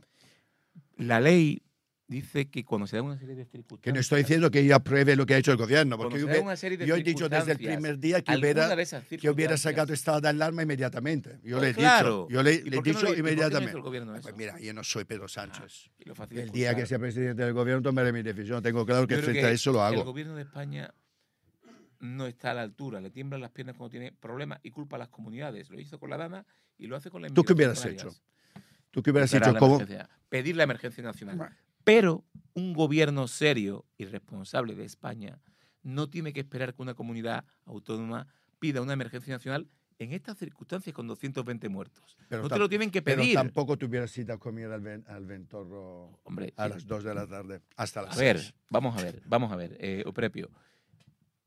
La Agencia Española de Meteorología emite un informe a la 1 diciendo que a las 4 de la tarde las lluvias se desplazan a la provincia de Cuenca.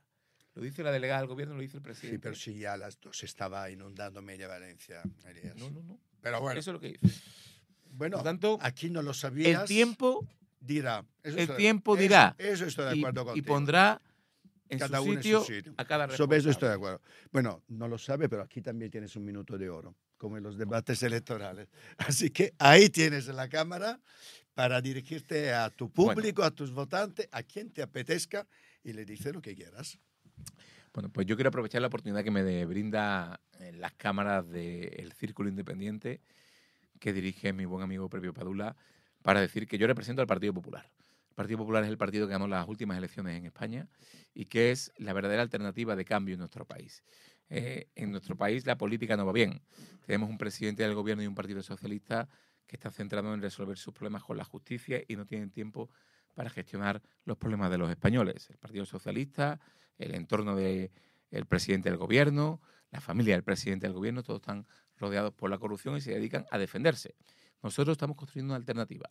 Priorizamos a las personas, impuestos bajos, solución a la vivienda para los jóvenes. Acabamos de anunciar esa bajada de impuestos, conciliación de la vida familiar y laboral, comprometidos con el medio ambiente. Ese es el proyecto del Partido Popular que lidera Alberto Núñez Feijóo y que estamos convencidos que cuando los españoles puedan volver a hablar, nos darán la confianza esta vez más amplia para no solo ganar, como ganamos en las últimas elecciones, sino también tener la capacidad para gobernar. Pues muchas gracias, Elías. Hasta Gracias a pronto. vosotros.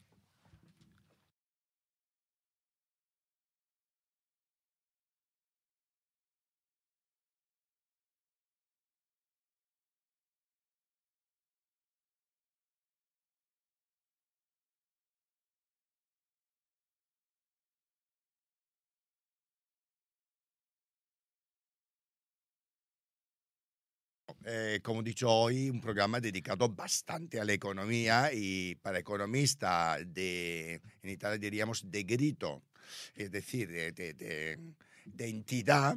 Para hablar un poco de economía hemos traído a un gran amigo que es José Carlos Díez. Bueno, ¿Cómo estás, José Carlos? ¿De dónde vienes? ¿De qué país vienes? Un placer y... ¿De qué país vienes? Grito, a veces grito porque me enfado, pero vamos, cada vez estoy de gritar menos, pero me alegro. Pues vengo de tu país. ¿Vienes de Italia? ¿Dónde has estado? Italia. Pues ¿Pero de vacaciones o de trabajo? He ido de vacaciones. Estuve Muy en bien. Roma y que hacía muchísimo que no iba y está preciosa, está la verdad. preciosa Roma, y he sí. ido a casi cerca de tu tierra, en Sicilia. He estado Ah, visitando qué la isla. bueno.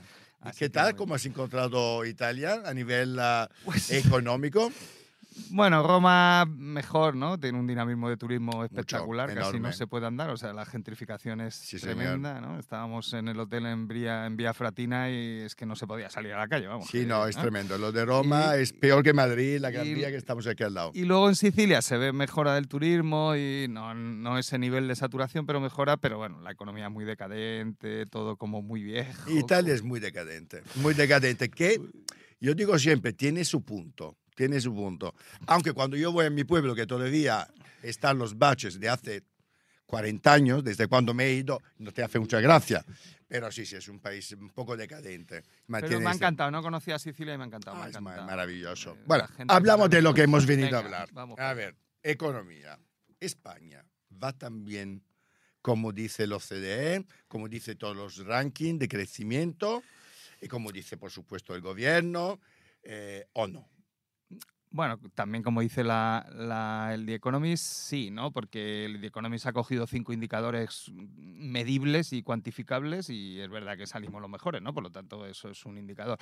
¿Eso es un indicador bueno para ver la salud de una economía? Hombre, en nuestra opinión de los economistas, no, ¿no? El The Economist es muy hábil en esas cosas, da muchos titulares, pero no hay que mirar más cosas. Me ha recordado un poco a los criterios de Maastricht para entrar en el euro. Luego, ¿no? Una cosa es que tengas criterios macro que pueden ir bien y otra es que luego entres. ¿Va bien la economía? Pues sí, ¿no? Hemos pasado 2 años y medio muy complicados, ¿no? La crisis de inflación fue muy violenta, muy imprevista, llevábamos muchos años sin inflación, pegó muy duro, en España además con la sequía, ¿no? Nos pegó en lo que son los alimentos, que eso hace más daño porque es el consumo frecuente de familias, sobre todo de bajo nivel de renta, ¿no? O sea que es la inflación peor, ¿no? La que más daño hace en situaciones de desigualdad. Y en el último año del 24 empezamos muy flojo, aunque el gobierno decía que íbamos bien, los indicadores no decían que íbamos bien, y el año fue de menos a más. Y hemos acabado con un nivel de intensidad de actividad económica muy potente, muy potente. Yo sigo un indicador que son las ventas declaradas de las empresas en el IVA, que puede haber más, pero las que declaran no mienten porque pagan. Claro. Entonces nadie miente en el IVA, o sea, puede haber más, ¿no? Sí, sí. Y el Pero lo declarado crecimiento está ahí, es un y el dato. crecimiento, eliminando la inflación para hacerlo comparable, está en el 5%. No está mal. Eso es el máximo crecimiento desde antes de la guerra de Ucrania y desde antes de la pandemia, el doble que antes de la pandemia. Entonces, bueno, la economía ha cogido tracción. ¿Cuál es el problema propio? Que tú y yo lo hemos hablado muchas veces, y tú vienes del mundo de los recursos humanos y ¿no? Has medido eso de la productividad. Pues que tenemos un modelo de crecimiento no igual que el de antes de la crisis del 2008, porque no estamos en fase de construir 700.000 viviendas.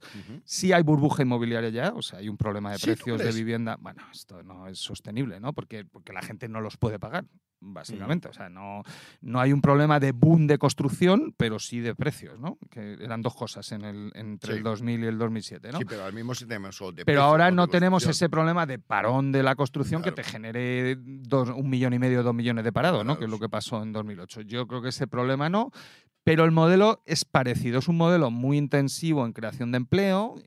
No tenemos trabajadores y están viniendo inmigración, que es lo mismo que pasaba antes de 2007.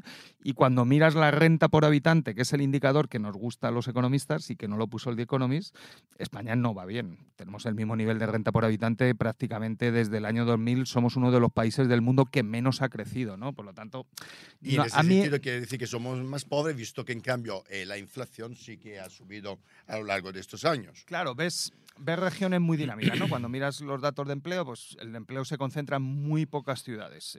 Madrid explica un 25% y entre Madrid y Barcelona prácticamente el 40%. Pero luego tienes toda la costa mediterránea con el turismo y las islas, Baleares y Canarias, que crean mucho empleo. Pero cuando miras la renta por habitante, por ejemplo, Andalucía ha perdido ya el último puesto, está en los últimos y les ha adelantado Extremadura. Entonces, dice, ¿merece la pena crear tanto empleo? Dice, pues no lo sé, porque si crearas un poco menos, con mejor más calidad, productividad y mejores salarios, a lo mejor había menos descontento social. Pero bueno, esto ya son la cuarta derivada de los economistas. O sea, la Pero economía le das va un bien. Aprobado a este gobierno en tema de economía. Pues fíjate que es una situación muy cíclica. Yo no creo que se esté gestionando bien la economía, especialmente en esta segunda legislatura. Básicamente un previo porque es que el gobierno no puede aprobar nada, no tiene presupuesto, está prorrogando, no está tomando medidas, ¿no? O sea que no hay alguna causa-efecto, ¿no? Tampoco se está transmitiendo una sensación de seguridad, para que los inversores y la gente tome decisiones. ¿Se están tomando? Sí, pero no porque veamos en la tele señales de estabilidad. Tampoco la oposición está colaborando, ni se ve una alternativa en el señor Feijóo, ni el señor Feijóo. Todavía no sabemos cuál es su responsable de economía y cuál es su propuesta, y no estamos en un debate Pero ¿te parece lógico? Interesante, Eso ¿no? es un buen debate, ¿no te parece lógico que la oposición, tú has trabajado mucho en política y además has asesorado, como todo el mundo sabe, ¿no? También a políticos y por lo tanto, sabes perfectamente cómo se tiene que hacer también el trabajo, ¿no? De oposición o de preparar un gobierno. ¿Te parece lógico que se ha concentrado la oposición en la judicialización que tenemos en marcha en este momento por diferentes casos de corrupción o supuesta corrupción, y que en cambio no se utilice por parte justamente del señor Feijóo, de sus asesores, la base económica de lo que harían en el caso de llegar al gobierno? Porque no conocemos las propuestas del Partido Popular de un posible supuesto gobierno de centro-derecha, ¿no? Sí, bueno, yo he asesorado a nivel amateur, porque la verdad es que nunca he cobrado por esto de la política, pero bueno, sí he tenido relación con algunos políticos y ahora ya no, ya llevo un tiempo que no, pero sí es verdad que tienes ese conocimiento desde dentro, ¿no? Lo de judicializar, no, es muy habitual en España, por desgracia, especialmente en el Partido Popular. Es verdad que el PSOE también lo ha hecho, pero el PP, ¿no? Por ejemplo, Feijóo ya para llegar a la Junta de Galicia lo hizo, hubo denuncias de corrupción contra Touriño, toda la situación de la crisis fue en esa situación. Sí, la no del es nuevo, no es nuevo lo que estamos viviendo. A mí lo que sí me ha sorprendido de Feijóo, que tenía un buen concepto de él, debo decirlo, porque era un presidente de comunidad autónoma moderado y con mucha experiencia, ¿no? Yo la percepción cuando iba a verle a Galicia, y he coincidido con él en algún acto, es un hombre muy experimentado. Es que no tenga esa visión completa del país y no tenga un plan para España. Y sí, no sé, esto ya es más de politólogo, ¿no? Pero mi experiencia personal, para tener un liderazgo, Euprepio, tienes que tener un plan. No puede haber un líder sin un plan, porque si quiere que le sigamos, tiene que tener un plan. Hombre, y el plan tiene que ser atractivo, o sea, ilusionante, ¿no? O por lo menos de generar esperanza, ¿no? No, a lo mejor no tanta ilusión, porque la gente está muy descreída y yo lo entiendo, ¿no? Pero no sé, pero bueno, es verdad que el gobierno tampoco lo tiene. O sea, vamos dando trampicones, y sale un dato bueno lo aprovechan, pero a mí, ¿no? Con todas las diferencias y todas las distancias, me recuerda mucho al PP de Rajoy, este gobierno de Pedro Sánchez del 2015 al 2018, ¿no? Un gobierno en minoría, sin capacidad de sacar leyes en el Parlamento, ¿no? Y que al final cayó por una moción de censura, pero que es que no estaba gobernando, ¿no? No hubo ninguna transformación. Y todo lo que llegaba al Parlamento salía peor, que es lo grave, ¿no? Casi dices, es que no aprueban los presupuestos. Pues mira, casi mejor, porque si va a llegar allí, tienes que negociar con 8 partidos y sale un guacamole, un Frankenstein, pues casi mejor que no lleven presupuestos. Oye, prorrogas y tiras con los Next Generation, ¿no? Y mira, abriendo la ventana al mundo, ¿qué te esperas, por ejemplo, que pase después de la vuelta a la Casa Blanca de Trump? Porque desde luego las amenazas que estamos escuchando de aranceles, de política hiper mega nacionalista, proteccionista, son tremendas. ¿Qué te esperas que puede pasar y qué impacto puede tener en la situación económica de Europa, por ejemplo? Bueno, además también en relación a China y demás.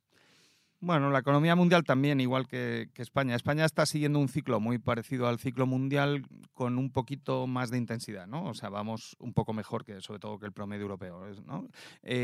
Hubo 2 años muy complicados, sobre todo en Occidente, con la crisis de inflación. Subidas de tipos muy, muy intensas y muy rápidas frenaron en seco el crecimiento económico. Es un milagro para los economistas que se haya conseguido bajar una inflación del 10% al 2 o al 3 sin provocar una recesión. Nosotros pensábamos que era muy probable que hubiera una recesión. Por tanto, para nosotros no es un mal escenario, pero bueno, para la gente sí. Claro, si te han subido la hipoteca, te vale más caro ir al supermercado. Yo entiendo que la gente haya cambiado. Y ahora estamos viendo una recuperación, ¿no? Menos intensa que antes del 22, pero Estados Unidos va muy bien, ¿no? Japón se ha animado sorprendentemente, que era una economía muy estancada. Y luego China, con todos sus problemas, porque les ha pinchado la burbuja inmobiliaria, están construyendo menos viviendas que hace 4 años, y, o sea, con todos sus problemas, pues bueno, están forzando la salida, igual que hicimos nosotros después de la burbuja nuestra en el 2008, vía exportaciones, vía, ¿no?, el sector industrial y, ¿no?, con mucha intensidad. Entonces, si Trump llega y parece que viene con ganas y animado, vamos a ver, porque luego también no sabemos, como es tan binario, no sabemos lo que va a hacer, ¿no? Hay que esperar a que tome decisiones. Si frena ese dinamismo que se ha activado en el comercio mundial y en las exportaciones mundiales desde el verano del año pasado, especialmente en Estados Unidos, que es el gran motor del crecimiento del comercio mundial por importaciones propias, pues hombre, eso sí puede provocar un poco de lío. Y luego está la otra parte, que es, él dejó una herencia fiscal horrorosa, ¿no?, porque dejó un déficit altísimo y una deuda pública altísima, y Biden se la deja peor. O sea, el déficit público americano es desproporcionadamente alto. Entonces, empieza a haber, no me quiero poner muy negativo, pero empieza a haber un poco de inquietud en los mercados financieros sobre el dólar y la prima de riesgo del bono de la deuda pública americana. Muy pequeño, pero bueno, esto es como los volcanes, ¿no?, y los terremotos. Empiezan muy poquito y luego se aumenta la intensidad, ¿no? Yo creo que ese es el punto de mayor riesgo, porque la deuda mundial es muy superior a la del 2008 y generalizada, porque China ahora está endeudada. En el 8 no estaba endeudada y ahora está, ¿no? Por lo tanto, bueno, vamos a ver cómo va eso, pero la verdad es que eso es más difícil de predecir, y lo del comercio tiene que hacer algo muy gordo para frenar esto. O sea, la dinámica, yo creo que vamos a ver un buen año 2025, por lo menos el primer semestre. España entra con mucho dinamismo. El dato de creación de empleo de afiliación a la Seguridad Social es de 40.000 en un mes. Eso es 500.000 en un año. No está mal. Eso es lo mismo que el 2024. Entonces, es un buen dato. Y mirando a Europa, o centrándonos en Europa, ¿cómo estás viviendo la crisis tremenda y recesión que ya casi dura desde hace 2 años en Alemania, a las puertas además de unas elecciones generales donde parece que la extrema derecha puede arrasar? Bueno, pues yo estoy bastante preocupado, ¿no?, a nivel europeo. Primero, coincido bastante con tu paisano Mario Draghi, que ha hecho un diagnóstico, yo creo que muy acertado. Y un informe de 200 páginas. Muy político. Sí. Es un informe político que encargado por la Totalmente Comisión político, Europea. sí, sí. Nosotros hemos sacado un libro sobre política industrial y las conclusiones son muy parecidas, más académico y más técnico. ¿Cuál es el problema? Que Europa tiene un nivel de estado del bienestar y de gasto social muy elevado. Prácticamente la mitad del gasto social mundial se hace en Europa, y eso obliga, con envejecimiento de población, a poner impuestos al salario muy alto, y eso te hace perder mucha competitividad.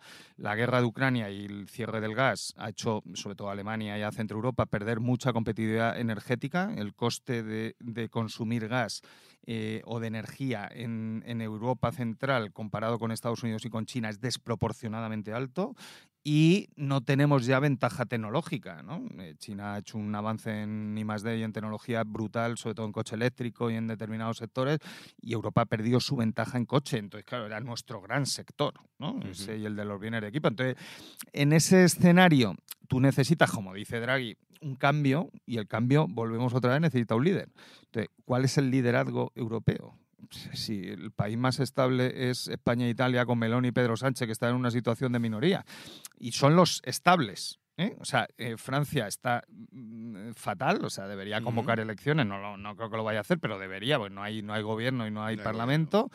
Y en Alemania, pues yo estoy muy preocupado porque yo creo que la subida de la extrema derecha va a ser mucho más fuerte de lo que están diciendo las encuestas. Pues yo tengo familia allí, viajo de vez en cuando, percibo bastante bien Alemania, ¿no? Porque he ido mucho y ellos son muy cartesianos y yo creo que no están preparados para esta crisis, no la entienden. Ellos tienen un complejo de superioridad alto, ¿no? Han provocado 2 guerras mundiales, o sea que son una sociedad vanidosa, bueno, orgullosa, ¿no? Sí, Digamos sí, que sí. no es negativo. Quiero Y decir, arrogante. y son muy arrogantes, no están preparados para gestionar crisis, ¿no? Nosotros los latinos, como estamos en crisis permanente, ¿no? Pues Estamos más acostumbrados. nosotros nos dicen que estamos en crisis y ya ni nos levantamos de la cama, vamos, que es lo normal, pero yo les veo muy mal. Y un gobierno de la CDU en minoría con alternativa para Alemania, bueno, estamos viendo en Austria. Al final, así empezó Austria y ahora la extrema derecha va a gobernar, ¿no? Entonces, Oye, y defíneme lo que es la clase media hoy en España. bueno, pues si cogemos el dato, que yo creo que es el que hay que coger de datos de la Agencia Tributaria de IRPF y de lo que se declara en salarios, creo que el salario medio está cerca de 1.200 y el más frecuente está más abajo. O sea, bueno, no. Por eso digo que hay que tener mucho cuidado con los discursos, ¿no? Esto lo contaba mucho Alfredo Pérez Rubalcaba. Claro, cuando tú sales, ¿no? Y dices que la economía va muy bien y el votante y el ciudadano no lo percibe, lo cabreas, porque dice, ¿quién se lo está llevando? Efectivamente, crudo. Claro, entonces, si yo no lo percibo. Es verdad que luego cuando miras las encuestas del consumidor, que es lo que sigue haciendo bien el CIS sigue haciendo cosas bien, no las intenciones de voto, pero la encuesta del consumidor tiene una serie muy larga, muy fiable. Nosotros, o por lo menos yo, la uso mucho porque es un buen indicador. Hay una pregunta que le dices cómo ver la situación de tu propio hogar, no la de la economía, ¿no? La economía siempre la ven fatal, pero la suya.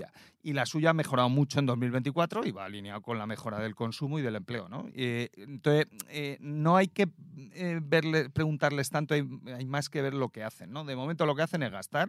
Las navidades se lo han gastado todo, no sé ahora en enero si hay dinero, pero vamos, que no se podía salir a ningún lado, era todo desproporcionado, ¿no? O sea, yo viajo bastante por toda España, no solo Madrid, que Madrid ya está fuera de proporción, ¿no? Descontrolado de todo. completamente. O sea, ¿no? Como decía, creo que era Cicerón, ¿no? Creo que decía, nada en exceso. Bueno, pues no veía Madrid. Porque, o sea, en Madrid todo es exceso, ¿no? O sea, no hay nada normal, todo es desproporcionado. Sí, pero yo viajo mucho por toda España y he visto una alegría de la gente después del verano bastante potente, ¿no? Entonces, ¿eso va a durar? Sí, porque eso lleva mucha inercia. ¿Se lo puede cargar Donald Trump? Pues hombre, yo creo que en lo del comercio tarda más. Si provoca una crisis financiera y hay tensión en la deuda pública americana, que es la gran deuda pública, y eso se contagia, nosotros ahí sí somos muy vulnerables, ¿no? Si el gobierno no puede emitir deuda pública y empieza a subir la prima de riesgo, pues ahí sí empieza el lío, ¿no? Pero de momento la verdad es que eso no se ve nada. De hecho, en 2024, con todo el lío político que ha habido y sin presupuesto, ha bajado la prima de riesgo. O sea que parece que no es muy sensible la prima de riesgo. Tú y yo nos conocimos, yo asesoraba a política. Inversores internacionales. Yo estaba en Intermoney, el gran broker de la deuda pública española, y yo de otras cosas no, pero de eso sé. O sea, yo he visto a muchos grandes inversores y de mercados percibo bien el miedo, ¿no? De momento no se les ve ningún tipo de miedo. Ninguno. O sea, puede que pregunten. Y luego yo tengo esto ya es muy subjetivo, pero bueno, como estamos aquí entre amigos y relajados, ¿no? Yo sigo teniendo buena relación con algunos grandes inversores y siguen confiando en mí, no sé por qué, pero ¿no? Y cuando no lo ven claro, me preguntan. Llevan muchos meses sin preguntarme por España. Eso que están tranquilos. Pero muchos meses, o sea, no pues es... Este es fantástico. Oye, pero yo quiero que hagas entrevista con algunas recomendaciones tuyas a todos los ciudadanos españoles, a los medios, no los grandes inversores que te contratan y te pagan, a los pequeños. ¿Qué tiene que hacer, por ejemplo, un español que tiene un dinerillo ahorrado para sacarle partido a ese dinerillo ahorrado? ¿Dónde merece la pena ahora mismo invertir los pocos ahorros que tenemos? Sigue habiendo... Yo tengo, digo lo que hago yo, así es más fácil, ¿no? Yo tengo mi dinero... Ya, pero tú tienes más pasta a lo mejor que la media de los españoles. No, pero bueno, no hago gestión activa, o sea, yo dejo el dinero y no estoy ahí mirándolo pues, por ejemplo, tengo el dinero en vez de en depósitos que están pagando poco, en fondos monetarios en el mismo banco, que me cobran una comisión, pero yo creo que estará ahora en torno al 2% de rentabilidad del Fondo Monetario. Me ha Es decir, llegado- moverlo un poquito. Bueno, Depósito, no. invierten letras del Tesoro. Ya. O sea, van comprando Que lo letras más del seguro Tesoro, siempre. básicamente, ¿no? Sí. Los fondos monetarios invierten en letras del Tesoro, la mayoría españolas. Mm. Y yo he llegado a tener un 4% de rentabilidad en el año 23 No en está eso, mal, ¿no? no Ahora está ha mal. bajado al 2 porque el BCE ha bajado los tipos, pero Mm. bueno, sigue estando. Y luego, pues tienes que ir a... Es verdad que es un mercado más complicado y no hay buenos fondos en España. El mercado de bonos corporativo en España, que es una pena, hay muy buenas empresas que han emitido bonos y hay muy poca gente que los quiera comprar. Entonces están Mm. pagando tipo pues, empresas que no van a impagar los bonos, que les va bien, que el negocio les va bien, pues están pagando todavía el 6 o el 7% de rentabilidad por ese bono, ¿no? Y las nuevas emisiones están por encima del 5. Yo creo que ese es un mercado, pero es más profesional, no es tan fácil para Ujú. un minorista. Y luego, pues algo en bolsa, ¿no? Yo, no sé, digo la empresa o no. Yo tengo una que me va muy bien, que Hombre, es, claro, puedes decirlo. bueno, pues es Iberdrola, porque es una de las grandes compañías Ya le pedimos- españolas. ya le pedimos Luego por la le pides publicidad, publicidad, claro. ¿no? Siempre va bien en precio, no es una acción de poco riesgo y paga un 7% de dividendo al año. No está mal, no está claro, nada mal. tienes un bono Claro. y sube de precio, porque yo creo que he comprado acciones de Iberdrola por debajo de 9 euros y está a 12, ¿sabes? O sea, Mm. que tiene rentabilidad en el precio y encima cada año, si no va bien el precio, te da un 7% de rentabilidad en dividendo. Entonces, No está mal. no es está mal. difícil, ya no hay nada igual en el IBEX 35, porque Inditex no paga tanto dividendo y es la única empresa que va bien también, ¿no? Entonces las otras empresas pagan mucho dividendo, Ujú. pero luego pierdes por el lado de las acciones. Entonces, hombre, hay que... Pero bueno, esa es mi cartera Muy bien. un poco cutre, ¿eh? No, Me no- parece estupendo. Ya no porque asesoro, ya tampoco no hay tanto asesoro en esto, dinero, ¿eh? Ya tanto no- dinero.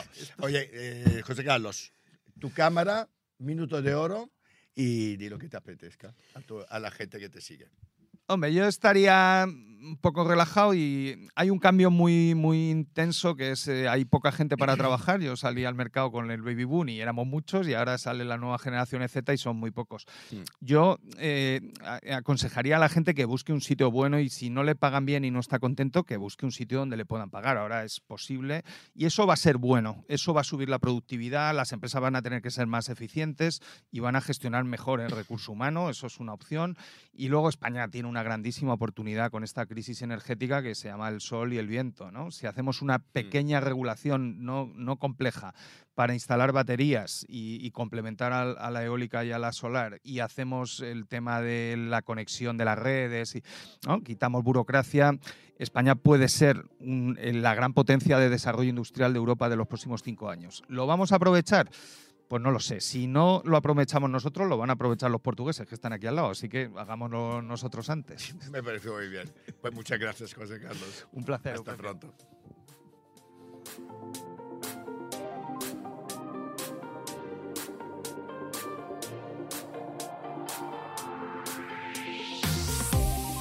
Pues después de estas entrevistas tan interesantes que hemos tenido hoy, vamos a dar espacio a nuestros colaboradores y a las secciones habituales, empezando con el Círculo en Mil Colores de Miguel Ángel San Juan. Bienvenidos una semana más a nuestra sección de diversidad, en esta semana en la que celebramos el Día Mundial contra la Depresión, que ha sido el pasado 13 de enero. Celebramos este día para visibilizar a los millones de personas que sufren esta enfermedad en el mundo, que no son pocas. De hecho, según la Organización Mundial de la Salud, son cerca de un 5% de la población mundial. Esto supone 400 millones de personas. Y si nos ceñimos aquí a España, es un poquito menos. Según el Ministerio de Sanidad, en torno al 4% de la población española sufre depresión. Esta enfermedad se da más en las mujeres que en los hombres y su porcentaje aumenta especialmente a partir de los 74-75 años. Una etapa, la de la vejez, en la que aparecen nuevos problemas, como por ejemplo la viudedad, la soledad no deseada o la reducción de los ingresos dentro del hogar. Esto hace que estas personas sufran una depresión en un porcentaje mayor que el resto de la población. Uno de los principales problemas en este sentido a nivel social sigue siendo el desconocimiento. La depresión, como os decía, es una enfermedad. Esto es lo primero que queremos poner sobre la mesa. Hemos tenido aquí, por ejemplo, al escritor Alejandro Palomas, que nos habló de esto, de salud mental, y él nos dijo que prefería hablar de enfermedad mental. Hay que perder el miedo a hablar de enfermedad mental y dejar de edulcorar esto. La depresión, como otras enfermedades mentales, es una enfermedad, es un trastorno psicológico Y no se trata, como muchos creen, de estar triste simplemente, sino que supone cambios muy profundos en el modo de sentir de una persona, de pensar o de comportarse. Por ejemplo, ¿cuáles son algunas de las características de una depresión? La pérdida de interés por actividades que antes solían gustarnos, que antes nos motivaban, la falta de energía, la falta de concentración, el trastorno en los patrones del sueño o en la alimentación, y cuando estamos ante una situación más grave, pues incluso la tendencia suicida, cuando llegamos a estos límites que no es efectivamente lo deseable y hay que ponerle remedio antes de que esto pase. Se requiere, por tanto, apoyo, tratamiento especializado. No basta con el apoyo de nuestra familia o de nuestros amigos. En la mayor parte de los casos se requiere apoyo profesional porque muchas veces no sabemos cómo ayudar a una persona con depresión o qué es lo que le tenemos que decir y precisamente les lanzamos mensajes que no son los más adecuados, aunque lo hagamos con toda la buena intención. Así que hace falta tratamiento, hay que buscar especialistas y hay que prevenir. ¿Qué es importante para la prevención? Por supuesto que el entorno familiar, que la pareja, que el entorno laboral sean lo más saludables posibles. Tenemos que conseguir este equilibrio en todos los ámbitos de la vida en los que nos movemos, evitar los entornos tóxicos. Y además es que no nos enseñan a manejar nuestras emociones, nos enseñan muchas cosas desde que estamos en la escuela, pero igual que aquí hemos reclamado muchas veces que hay que enseñar a los más pequeños, por ejemplo, las habilidades de comunicación, también hay que enseñarles a gestionar sus emociones. Esto nadie nos lo enseña y esto es un problema, porque nadie nos enseña a desarrollar nuestra autoestima, a construir relaciones saludables, tenemos que aprender solos y tenemos que buscar apoyo cuando nos haga falta para conseguirlo. No siempre se puede prevenir una depresión, pero esto que os estaba diciendo, los entornos seguros, de respeto, de confianza, son fundamentales para la prevención y para apoyar a las personas que ya están en esta situación. Desde aquí mandamos nuestro apoyo y nuestro abrazo a todas las personas que tienen una depresión. Hemos tenido en el programa personas como Marisol Galdón o Luis Font, a quienes mandamos un gran beso desde aquí, que nos han hablado de esto, que han atravesado esta situación. Y también, como siempre, nuestro reclamo a las administraciones públicas para que haya apoyos, para que haya recursos, porque a quienes nos ha tocado de cerca, a través de algún familiar o de algún amigo, sabemos que a veces las listas de espera para la atención en casos de salud mental son interminables, son eternas y eso no puede ser, porque esto perpetúa los problemas y hace que muchas veces lleguemos a esas situaciones de tendencias suicidas que nadie desea. Así que recursos para todos, apoyo para todos y salud para todos.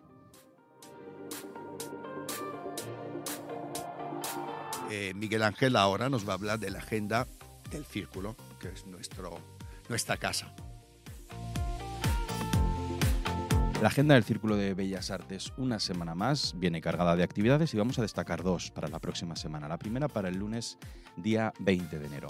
Ciencia, Medicina y Humanismo en la Sala Valle Inclán a las 7 de la tarde. El próximo lunes podréis disfrutar del arranque de este ciclo de conferencias organizado por el Círculo de Bellas Artes y la Fundación Ligi, que alcanza su segunda edición con el propósito de seguir ahondando en los puntos de intersección entre la ciencia y las humanidades, apostando por un programa de encuentros que nos ayude a reflexionar sobre el poder de transformación social de aquellas iniciativas en las que conviven humanismo y medicina. Este mismo lunes disfrutaremos de la primera de las conferencias de este ciclo bajo el título La oncología en el siglo XXI, a cargo de Mariano Barbacid, profesor de Oncología Molecular y director del Grupo de Oncología Experimental del Centro Nacional de Investigaciones Oncológicas y patrono además de la Fundación Ligi. La entrada es libre, previa inscripción.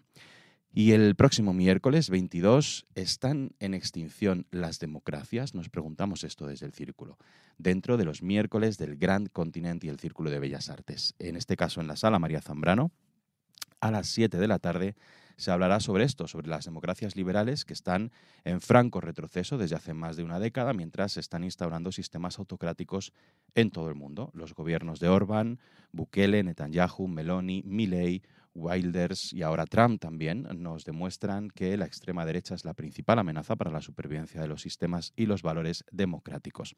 A partir del libro del historiador Stephen Forti, Democracias en extinción, debatirán sobre estos temas el autor, la ministra de Juventud e Infancia, Sira Rego, y la jurista María Eugenia Rodríguez Palop, eurodiputada por Unidas Podemos entre el 2019 y el 2024. La entrada es libre, también previa inscripción. Y además, el jueves 23 hablaremos de Humano demasiado humano, un libro para espíritus libres, una obra decisiva en la trayectoria biográfica y bibliográfica de Nietzsche. Y de viernes a domingo en el Teatro Fernando de Rojas podremos disfrutar de Lagunas y Niebla, un texto de Paco Gámez, dirigido por José Luis Arellano García, sobre el desconocimiento de los jóvenes actuales sobre la Guerra Civil Española de 1936 y si ha marcado o no nuestro presente. Muchas actividades, como siempre, aquí en el Círculo de Bellas Artes.